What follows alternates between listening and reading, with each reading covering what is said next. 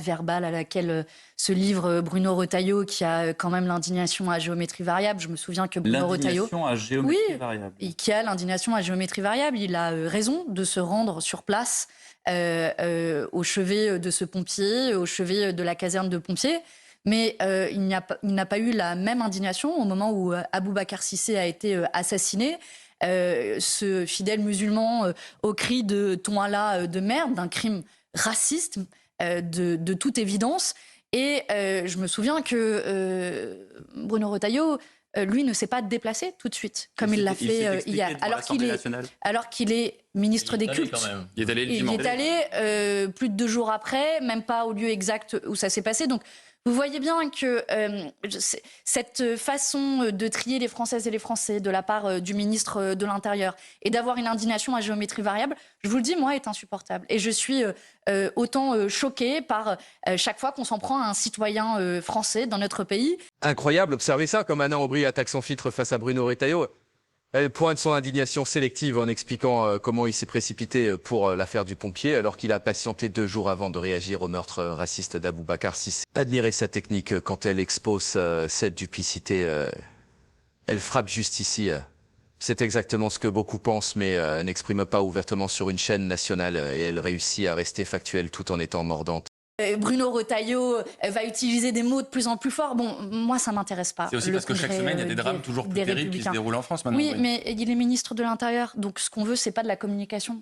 Ce qu'on veut, c'est des actes. Il fait quoi pour assurer la sécurité des Françaises et des Français, notamment face à la montée de l'islamophobie dans notre pays? Il n'a pas de résultat, Bruno Retailleau, selon vous? Je ne sais pas, je vous pose la question. Est-ce que pour moi, son résultat, à l'heure où on se parle, de Bruno Retailleau, c'est de faire monter le niveau de tension dans notre société en mettant des cibles sur un certain nombre de concitoyens français quand il dit « à bas le voile », quand il parle des Français de papier, quand il parle de régression vers les origines ethniques. Voilà aujourd'hui la vraie identité politique de Bruno Retailleau, qui est une copie conforme du Rassemblement national et qui aujourd'hui ne contribue pas à l'apaisement dans notre société qui en a besoin. Mais les chiffres de Beauvau ont été publiés, les chiffres de l'INSEE, la délinquance est en baisse. Donc il y a à la fois une continuité du ministère de M. Darmanin et de M. Retailleau.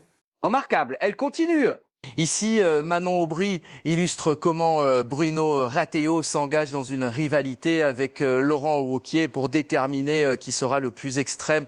Elle décortique complètement sa tactique politique sur la fabrication de barbares. Ce qui est notable, c'est qu'elle ramène immédiatement le débat sur les attentes réelles des Français, des actions concrètes, pas des formules choc pour faire le buzz. Regardez comme elle demeure calme quand on essaie de la coincer. Elle garde fermement sa position sur l'instrumentalisation des faits divers. Alors que seulement 1% des est-ce que le gouvernement ne fait rien là-dessus? Est-ce que par exemple Aurore Berger, je vous ai donné un exemple très précis, qui est chargée de cela, ne fait rien justement? Où sont les moyens? Où sont les moyens pour lutter contre les violences sexistes et sexuelles? Est-ce que vous adressez à la ministre Berger? Oui, je m'adresse à la ministre Berger. Je m'adresse à la ministre Berger. Si vous voulez agir contre la délinquance, vous avez un exemple très précis. C'est une question de moyens? C'est non seulement une question de moyens. Je vous donne un exemple très concret sur la question des moyens. Quand vous avez des femmes qui portent plainte dans un commissariat et dont la plainte, déjà, vivent souvent un parcours traumatique parce qu'on va leur demander si elles avaient bu, on va leur demander comment elles étaient habillées. Seigneur, écoutez ceci. Manon Aubry vient de mettre en lumière un problème crucial que Bruno Retailleau ignore totalement.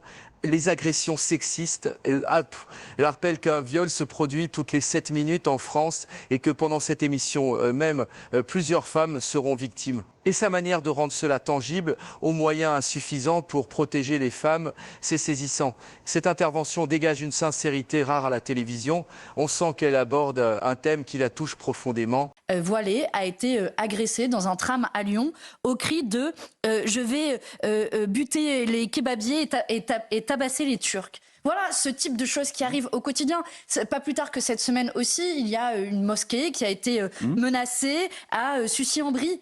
Et donc, ces actes islamophobes sont des actes du quotidien. Soit on prend la mesure de ce qu'il se passe et on considère les Françaises et les Français de confession musulmane comme des Françaises et des Français à part entière. Et on leur dit non. C'est pas ce que fait le gouvernement? Non, c'est pas ce que fait le gouvernement. Le gouvernement ne considère pas les musulmans comme des citoyens français. Quand il nie les actes islamophobes, quand le ministre de l'Intérieur s'en prend... Quelle réplique percutante. Manon Aubry vient carrément de déstabiliser le ministre de l'Intérieur en quelques phrases. Elle met en éveil de cette contradiction flagrante. D'une part, Bruno Retailleau parle d'ensauvagement et de barbare, et d'autre part, il se félicite que les chiffres de la délinquance baissent. C'est une incohérence totale qu'elle dévoile avec une exactitude chirurgicale. On voit qu'elle a préparé ses arguments et qu'elle ne se laisse pas emporter par les sentiments. Ce genre d'intervention montre sa maîtrise des sujets. Le nombre de discriminations à l'égard des Blancs, vous verrez que ce sera pas tout à fait la même chose qu'à l'égard des musulmans. Mais vous savez, il y a une étude assez intéressante de l'Agence européenne des droits fondamentaux, qui n'est pas une agence insoumise, qui dépend de l'Union européenne, qui a établi que 47% des musulmans sur le continent européen ont subi des discriminations. Et à chaque fois que quelqu'un subit des discriminations en fonction de sa religion, c'est toute la communauté dans son ensemble qui doit réagir pour faire en sorte que, oui, on ne soit pas discriminé à l'embauche, pas discriminé pour avoir un logement, pas discriminé dans sa vie quotidienne en raison de sa religion. Et à la dernière manifestation qui a eu lieu juste après l'assassinat d'Aboubacar Cissé... Et maintenant, voici un instant crucial. Manon Aubry révèle comment Bruno Retailleau cible directement les musulmans de France avec ses expressions comme « abat le voile » et quand il évoque les Français de papier. Elle le dit clairement, le ministre de l'Intérieur place des cibles sur certains citoyens français. Ce passage est extrêmement significatif car il établit le lien direct entre les discours politiques et les actes islamophobes quotidiens. Je trouve courageux qu'elle exprime précisément ce qui se passe sans détour. De nouveau, la responsabilité d'un gouvernement et d'y apporter des réponses plutôt que d'attiser. Il y a des actes christianophobes contre lesquels on n'a pas beaucoup entendu LFI. Il y a lesquels le père Hamel, Vous avez raison, le père Hamel, on s'en est pris à lui à cause de sa religion et c'est le seul acte à l'encontre d'un croyant catholique depuis la guerre de Vendée. Oui, enfin, non, comme vous dites que les actes ne sont pas... Il y a eu Annie Porté, vous le voyez bien, mais de la même manière, je vous dirais la même chose. À chaque fois qu'une personne de notre pays... La force intellectuelle de Manon Aubry est époustouflante. Elle mentionne une attaque islamophobe qui vient de se produire à Lyon pour montrer que ce n'est pas théorique. Et quand l'animateur tente de minimiser les statistiques officielles sur les actes islamophobes, voyez sa riposte. Elle sait que les chiffres ne reflètent pas la réalité vécue par les musulmans français. C'est rare de voir quelqu'un tenir tête aussi fermement aux journalistes quand ils tentent de détourner la conversation. Et la cible de discrimination et la cible de menaces ou d'insultes, à chaque fois que ça se passera, vous me trouverez du côté de celles et ceux... Est-ce que je retrouverai la France insoumise dans son entier ? Vous nous trouverez, parce que, vous voyez, nous luttons contre toutes les formes de racisme. Nous n'avons pas la lutte contre le racisme à géométrie variable. Oui, l'antisémitisme aussi. Et pourquoi ne pas avoir manifesté après? Mais vous le savez très bien parce que...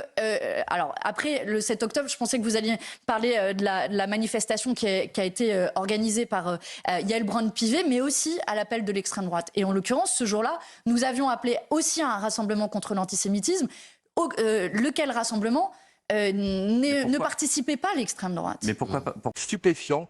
Quel moment? Manon Aubry vient de clouer le bec à un des journalistes qui essayait de lui tendre un piège avec cette histoire de comptabilisation des discriminations. Sa réponse est cinglante quand elle affirme qu'on peut s'amuser à compter les discriminations contre les Blancs, mais que ce sera sans commune mesure avec celles contre les musulmans. Elle cite même l'Agence européenne des droits fondamentaux, pas une source militante, pour soutenir ses arguments. C'est ce mélange de conviction et de rigueur intellectuelle qui rend son intervention si percutante. Pourquoi ne pas avoir manifesté avec tout le monde? Parce que moi, je ne participe pas avec les héritiers des Waffen-SS. Dois-je vous rappeler que le Rassemblement national est un parti politique qui a été créé par les héritiers des Waffen-SS. Non, moi, j'ai un peu de souvenirs d'histoire, y compris cette semaine, c'était le 8 mai, les 80 ans du 8 mai 1945, et on se souvient tous de la folie. Ce clip est simplement touchant. Quand Manon Aubry raconte à Fawzar rencontrer des personnes en pleurs après le meurtre d'Aboubacar Cissé, qui lui confiait j'ai peur, perçoit toute l'émotion et la gravité de la situation. Elle pose cette question essentielle: que dit Bruno Retailleau à ces personnes terrifiées? Et c'est précisément là où elle souligne le fossé total entre les discours politiques et la réalité vécue par une partie des Français. Cette séquence montre sa capacité à humaniser un débat souvent déshumanisé. Je réponds à Aurore Berger, quel assistant parlementaire de quel député a fait des tweets racistes et antisémites? C'est l'assistante de Laure Lavalette, elle aussi députée Rassemblement national du Var. Je dis à Aurore Berger, quels sont les députés qui se trouvent dans un groupe Facebook où des propos racistes et antisémites ont été tenus? 15 députés du Rassemblement national. Vous le voyez, je peux vous continuer longuement cette liste. Non, aujourd'hui, les héritiers de l'antisémitisme politique se trouvent du côté du Rassemblement national. Et nous ne tolérerons jamais, jamais. Ici, Manon Aubry est simplement implacable. Quand on l'interroge sur l'islamophobie d'État, elle évoque aussitôt la multiplication des actes islamophobes en France. Et face à cette tentative de détourner le débat vers les actes christianophobes, sa réponse est tranchante. Le père Hamel est le seul acte contre un croyant catholique depuis la guerre de Vendée. C'est un coup de maître rhétorique qui montre la symétrie complète de la situation. Elle ne se laisse absolument pas manipuler par cette technique de whataboutisme. À la France insoumise, qu'il y ait le moindre propos antisémite, la moindre action antisémite. Manon Aubry. Je n'ai pas de lien avec Martine Aubry pour celles et ceux qui se posent encore la question. Ou alors ma mère m'aurait menti sur mon histoire, mais a priori je n'ai pas de lien familial avec Martine Aubry. Les affiches Les visuels, vous voulez parler? Les visuels Hanouna qui ont été retirés prestement par LFI parce qu'ils avaient un caractère antisémite. Il n'y a pas d'antisémitisme à LFI. C'était une erreur, on l'a dit, et on l'a supprimé au bout de quelques minutes. Ce visuel qui n'avait pas été validé. Vous voyez la différence quand on agit réellement contre l'antisémitisme, y compris c'est qu'on sait reconnaître ces erreurs-là. Génial! Dans ce passage, Manon Aubry affirme sa cohérence totale en matière de lutte contre toutes les formes de racisme. Elle renverse complètement l'argument contre ses détracteurs en expliquant pourquoi elle n'a pas participé à la manifestation contre l'antisémitisme organisée par Yoel Braun-Pivet. Je ne défile pas avec les héritiers des Waffen-SS. C'est une référence directe aux origines du RN. Elle ne cède pas d'un centimètre de terrain sur ses convictions et ça impose le respect même si on n'est pas d'accord avec elle. Donc je vous mets au défi de trouver le moindre de mes propos qui flirterait de près ou de loin avec l'antisémitisme. L'antisémitisme, c'est un délit dans notre pays, un délit extrêmement grave pour lequel vous pouvez être condamné. Si vous pensez qu'il y a des antisémites à la France insoumise, alors portez plainte et on verra si les tribunaux nous condamnent. Mais jusqu'à preuve du contraire, aucun tribunal ne nous a jamais condamnés pour antisémitisme. Donc il n'y a aucun problème avec ça? Mais il y a un problème dans notre pays, dans notre société. Il faut prendre ce problème à bras-le-corps. Et je vais vous le dire, il y a suffisamment d'antisémites dans notre pays pour ne pas en inventer là où il n'y en a pas. Et nous luttons contre toutes les formes de racisme. Et l'antisémitisme en fait pleinement partie. Et chaque personne qui est discriminée, pointée du doigt à cause de sa religion... Ce clip est d'une puissance incroyable. Manon Aubry répond directement à l'accusation d'Aurore Berger qui a dit l'antisémitisme en France se rairait en 3 lettres, les filles. Et là, elle retourne complètement l'accusation en citant des exemples précis d'antisémitisme au sein du Rassemblement national. Un député qui gère une librairie négationniste, des tweets antisémites d'un assistant parlementaire. Elle donne des noms, des faits concrets. C'est une démonstration implacable de la mauvaise foi de ces accusateurs. Bon, voilà, moi je suis pour la liberté de la presse, la liberté des journalistes, ils peuvent écrire ce qu'ils veulent. Mais par ailleurs, ça ne dit rien du combat politique qui est le nôtre, de la France insoumise qui a permis à la gauche de tenir debout, qui a quand même fait 22% à la dernière élection présidentielle. Justement, est-ce que la France insoumise, ça existe en dehors de Jean-Luc Mélenchon? Bah oui, la preuve, vous m'avez invité ce matin. J'étais la tête de liste aux dernières élections européennes. Jean-Luc Mélenchon a fait émerger une génération dont je fais partie de trentenaires qui aujourd'hui assument des responsabilités politiques. Je suis présidente de groupe au Parlement européen. J'ai été la plus jeune présidente de groupe de l'histoire. Ma collègue Mathilde Panot est présidente de groupe à l'Assemblée nationale. Vous voyez, il y a plein de jeunes femmes en responsabilité. Vous allez représenter LFI en 2027. Pour finir, quel moment fort! Manon Aubry termine en parlant de ce qu'il a fait se lever le matin, l'engagement politique. Malgré toutes les attaques, malgré la pression médiatique constante, elle garde cette passion et cette conviction. C'est touchant de découvrir cet aspect plus personnel, cette authenticité dans son engagement.